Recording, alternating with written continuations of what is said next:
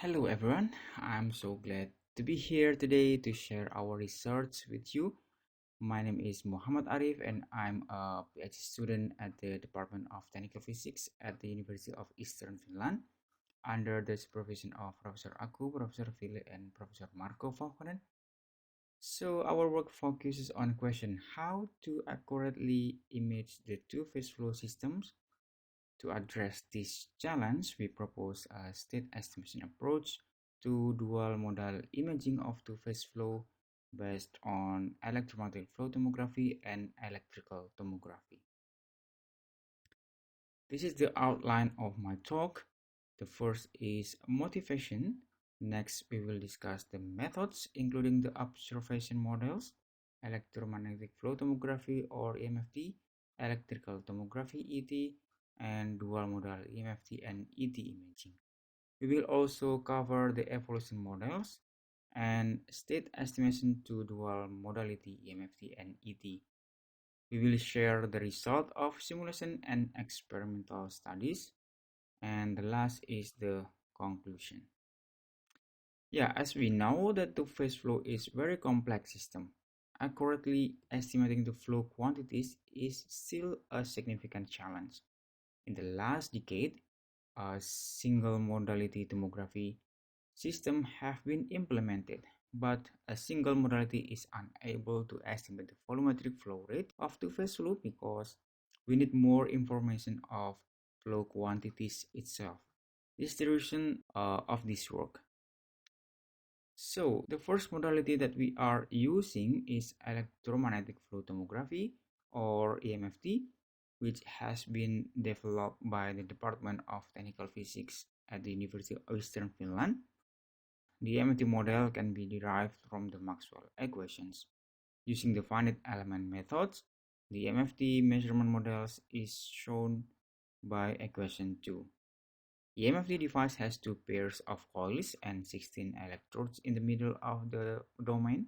And figure 2 shows the EMFT sensors and the device. The EMFT can reconstruct the 2D velocity field at the cross-section of the pipe based on the boundary voltage measurement. Next, we use electrical tomography as the second modality to estimate phase fraction distribution of two-phase flow. The ET model is based on the complete electrode model. The observation model is shown in equation 3, and the ET device has two rows of sensors. Each row has 16 electrodes, and figure 3 shows the ET system that we are using. So now both models have interconnected parameters. We are introducing new state parameter or new state variable theta here. Equation 4 can be arranged as a joint reconstruction approach as in equation 5. So we are talking about the evolution model of phase fraction distribution and velocity field. The first model is the convection diffusion based model for evolution model of phase fraction distribution as shown in equation 6. And the second model is the first order Markov model to approximate evolution of velocity field as seen in equation 7. So finally, using the same variable theta, this model can be structured as a joint evolution model as shown in equation 8. Yeah, so now we have the state space representation contains observation model and the evolution model. So in this study, we are using extended Kalman filter or EKF and fixed interval Kalman smoother or FIX to solve the state estimation problem. For comparison, we also implemented the stationary reconstruction approach, which reconstructs the velocity field and phase fraction separately using the EMFT and ET and neglecting the evolution model. So now we move to the simulation studies first. In the simulation studies, we consider three cases, including COMSOL multiphysics simulation of two-phase flow in a straight and the T-junction pipe. The left figure shows the geometry of the COMSOL simulation, and phase fraction is presented on longitudinal plane on the center of the pipe, while the velocity field is presented in 2D at the cross-section of the EMFT domain. Here we perform the simulation using COMSOL multiphasic in straight anti-junction pipes. This slide is showing the result of simulation studies using COMSOL in straight pipe. The left figure is phase fraction distribution and the right figure shows the reconstruction of velocity field. In the case of phase fraction distribution, EKF and fix gave a feasible result compared to the stationary approach, which is over smooth reconstruction.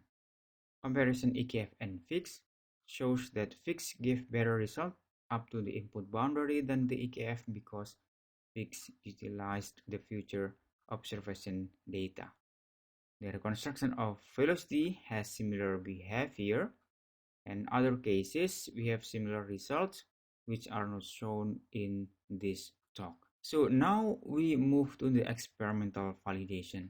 Here is the picture of the flow loop facilities in our lab.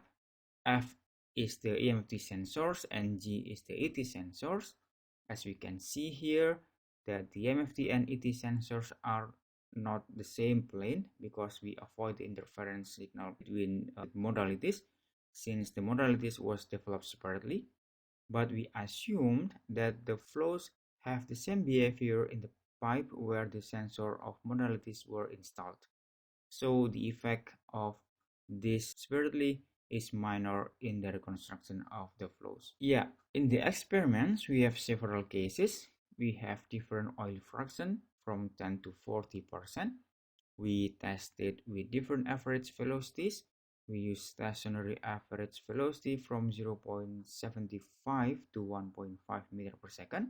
We also tested with non-stationary average velocity.